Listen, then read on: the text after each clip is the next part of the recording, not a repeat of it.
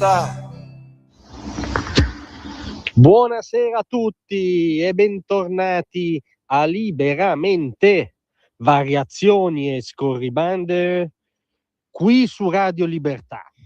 Allora, l'ultima micronata di Emmanuel Macron è troppo piccina anche per un leader particolarmente piccino come lui. Ci riferiamo al rimbrotto, essere generosi, polemica infondata in bilico sull'insulto, essere realistici, che ha indirizzato al governo italiano, nella fattispecie nella persona del Presidente del Consiglio Meloni, che si è permessa di commentare un fatto che scomoda le coscienze, direi, di tutti gli europei, di tutti gli occidentali: l'assassinio politico di un 23enne in Francia, massacrato di botte dagli squadristi rossi, dagli Antifa, amici di Mélenchon, a sua volta in ottimi rapporti con le sinistre nostrane, via. La Presidente del Consiglio e tutto il governo con lei si sono limitati a esprimere anzitutto dolore e cordoglio, che immaginiamo, speriamo siano condivisi da Macron, e a dire che l'omicidio di Quentin è una ferita per l'intera Europa.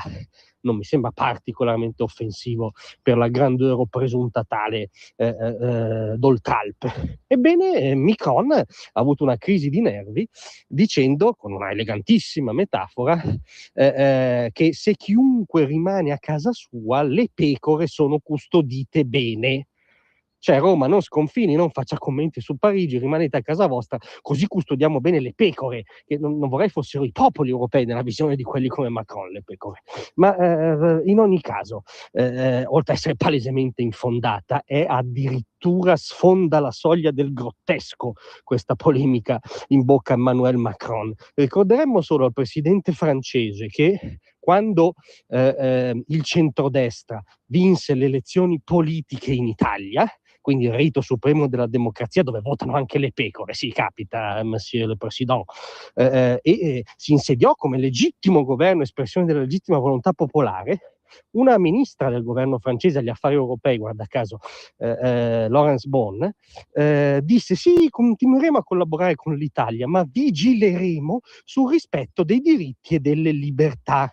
Frase che ci sembra lievemente più offensiva del cordoglio espresso da Meloni e dal governo, che ci sembra violasse lievemente di più gli standard minimi diplomatici e sfociasse palesemente nell'offesa per cui un governo democratico frutto di libere elezioni poteva calpestare le libertà in Italia.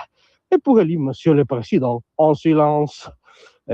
Monsieur le Président, tra l'altro, ogni 2x3 commenta decisioni, provvedimenti, iniziative dell'amministrazione americana, tanto per dirne una, e quindi, come dire, a maggior ragione dovrebbe stare a casa lui, a un oceano di distanza rispetto alla principale potenza mondiale. Non arriviamo, ma già che ci siamo arriviamoci, a ricordargli i sorrisetti di Sarkozy in faccia all'allora Presidente del Consiglio italiano Silvio Berlusconi.